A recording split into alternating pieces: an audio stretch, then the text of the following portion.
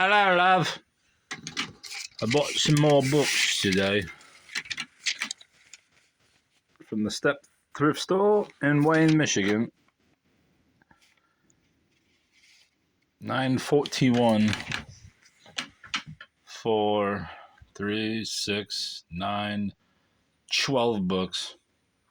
It's roughly 75 cents a piece. I don't know how that worked out, but that's how it is. First one, obviously there's a bunch of mass market paperbacks, and they're mostly vintage.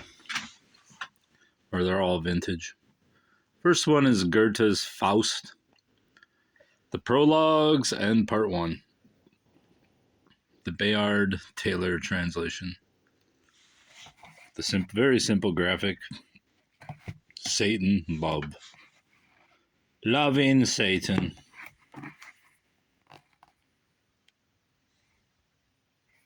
Unfortunate that they put these stickers on every one of them. But that's how it is. If you don't know the story of Faust, that's your problem. It's basically a guy makes a deal with the devil. But it's in pretty good shape. And I like it. Number 2. Hell's Angels by Hunter S. Thompson. I don't particularly like Hunter S. Thompson, but if you can see up there on those piles, you can see that I have other books of his. I don't know where. I don't see which pile it is. Those are all my seller books on top. They are going at some point. But back to the thing at hand. Hell's Angels. This is exciting. Me peeling off every sticker obsessively because I hate these fucking stickers. California, Labor Day weekend, early. With the ocean fog still in the streets, outlaw motorcyclists, wearing chains, shades, and greasy Levi's roll out from damp garages, all-night diners, and cast-off one-night pads, Little Jesus, the Gimp.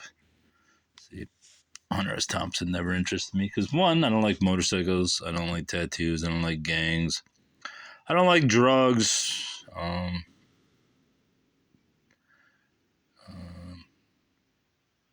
basically I don't like anything that he likes, so I don't know what year this is. I once sold an old crappy mass market paperback that wasn't very well or very much better shape than this one, but it had his autograph and I sold it for like $70 or some shit. Interesting. On this one, Dr. Jekyll and Mr. Hyde and Other Stories by Robert Louis Stevenson, I only got for this graphic. And it's plagued with 2 stickers, not only the original Kmart sticker. Maybe I should keep Kmart on since it's local. 4 for $1 on this one. I can't stop myself. Obviously, you know Dr. Jekyll. Actually, I don't think I ever read Dr. Jekyll and Mr. Hyde. Maybe I will soon. I need it for my newspaper writing. Need some more material. What year is this? 60s, 70s? 1969. It's not a very long book. Probably should read it at some point. Another vintage, 62, I think it is. 62, 63. John Steinbeck, Tortilla Flat. I believe I read some of this. Don't particularly like Steinbeck, though I do have a spoken record of Steinbeck reading Johnny Bear and the Snake, which is really good. It's read by Steinbeck, and very good record. This I just bought for nostalgic purposes, and to sell, possibly. It's probably worth $50, $5 maybe. And then comes the litany of Ray Bradbury books. Don't really know much about Bradbury. I have probably 10 of his books now, but I never read, I don't think, even a page of Bradbury, so I can't really judge him. Though I know he's mostly sci-fi. And I know that. What's that book? Oh, Something Wicked This Way Comes. I know I've seen that movie, at least I believe I have. Though I tried to rewatch it a couple weeks ago after a review, and I don't recall seeing it.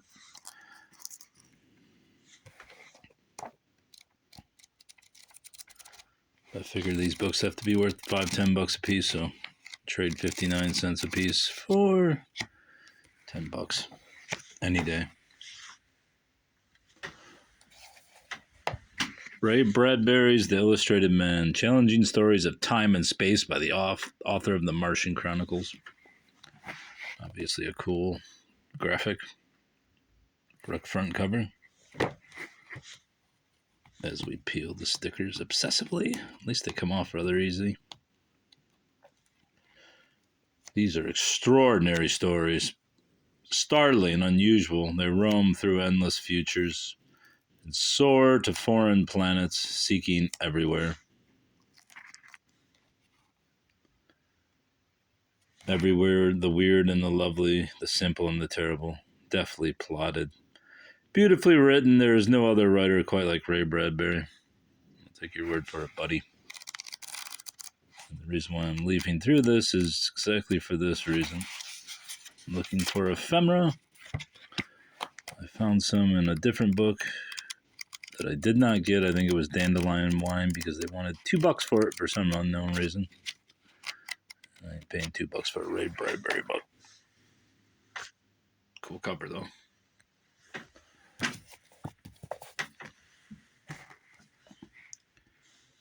The Machines of Joy, or The Machineries of Joy by Ray Bradbury. Obviously, you fucking idiot. You just talked about Ray Bradbury incoherently for 5 minutes. 21 marvelous stories by the top science fiction writer in the U.S. today. Let's see if we got any ephemera. I know we got a little bit in the last book. That's a pretty cool graphic. Boys and girls together. A Hollywood monster maker. In this book, you will meet a Hollywood monster maker whose Tyrannosaurus Rex suddenly becomes alarmingly lifelike. A boy who raises giant mushrooms in his cellar. Until the mushrooms begin to raise him. Oh, that's pretty funny. A corpse who supports his wife and family. Is that Joe Biden? A circus fat lady whose midget husband has tattooed every inch of her mammoth body with fantastically intricate designs, plus 17 other amazing tales by Ray Bradbury, master of fantastic fiction, author of The Martian Chronicles, and one of the most talked about writers in America today. Today being... Jesus Christ, I can't see in this dim light. 1963 or 5. I can't read. It's too small and it's too dim in here. Even though I have 2 lights on, the lighting in this room is shit. Ray Bradbury, The Golden Apples of the Sun. Stories of weird, beautiful, and wonderfully improbable people, places, and things. What the fuck is this? Imagination spelled backwards. The Imagination of Ray Bradbury. In his famous Martian Chronicles, Bradbury sent his imagination out into space. Came back with the stories for that classic of science fiction literature. Exciting. It's a nice little loaf of mass markets, though. Maybe I did get Dandelion Wine. No, this must be the second copy. I think that one, the other one was not an old one. This one looks like it's from the early 60s. The other one was probably a 1977. What's that say? 57, 58, 59. Dandelion Wine, Magical evocation of boyhood and summer, a work of rare literary merit by a major prose stylist. You do things and you don't watch. Then all of a sudden, you look at what you're doing. Oh, look at that. A misspelling. You look at what you're doing, not you are doing. And it's like the first time. Unbelievable that got through. Unless they mean you're doing. No, it's got to be you are doing. What you're doing. God damn sticker, come off here. Look at this interesting video of a guy,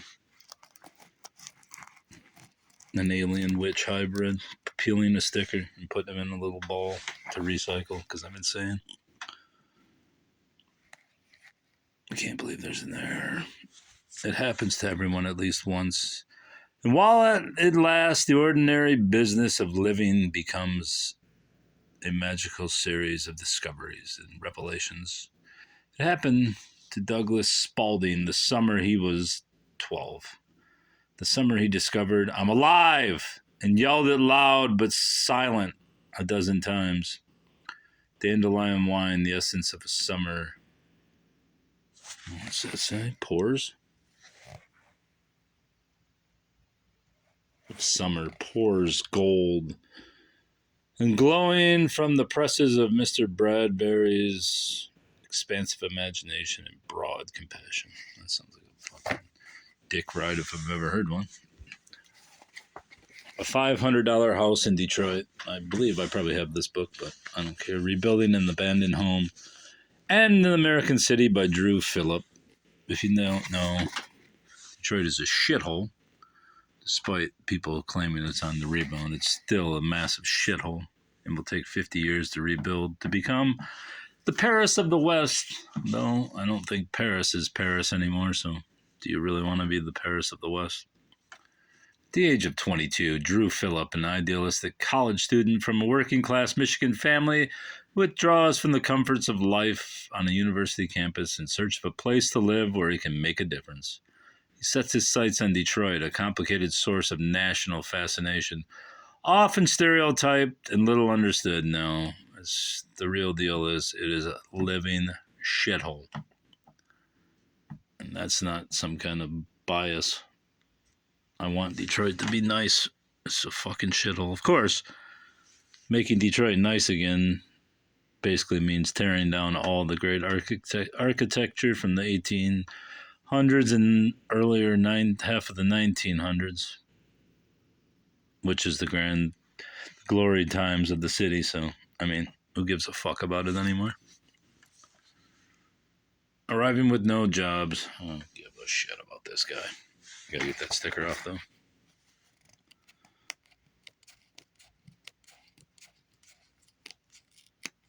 I could have read while I was doing that. Does that say Pokemon? No, it says Pole Town. Oh, Lord. Oh, Lord. Flannery O'Connor. Everything that rises much must converge. Oh, this sticker's going to come off easy. I only bought this because it's an older book and it's got a dust jacket. Obviously a hardcover, and it didn't seem like it was as the heat goes on, it doesn't seem like it's a book club edition, even though the jacket's fucking clipped and the binding is broken. 1965. 2 stickers on this one. When I read Flannery O'Connor, I do not think of Hemingway or Catherine Ann Porter or Sartre, but rather of someone like Sophocles. What more can you say for a writer? I write her name with honor for all the truth and all the craft with which she shows man's fall and his dishonor. Thomas Merton Jubilee. Oh, she died at 39. Damn.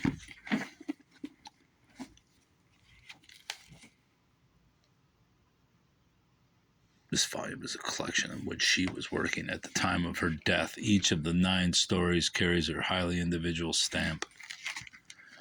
Great. And lastly, Ambrose Bierce's The Devil's Dictionary. And I promised you some ephemera. I could be very excited by this. This book smell like a fucking fungus's asshole. No. Probably should have looked inside it before. Let's get this sticker off. I don't know why they charged me $2 for this one, but for Bierce, you can't beat it.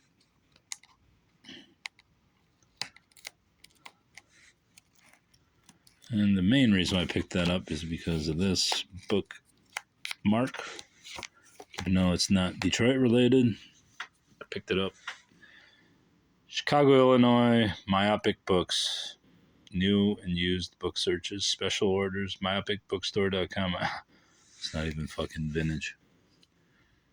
It's got a .com. Anyway, that's the reason, half the reason why I picked this up, because I absconded it from another book and put it into this one.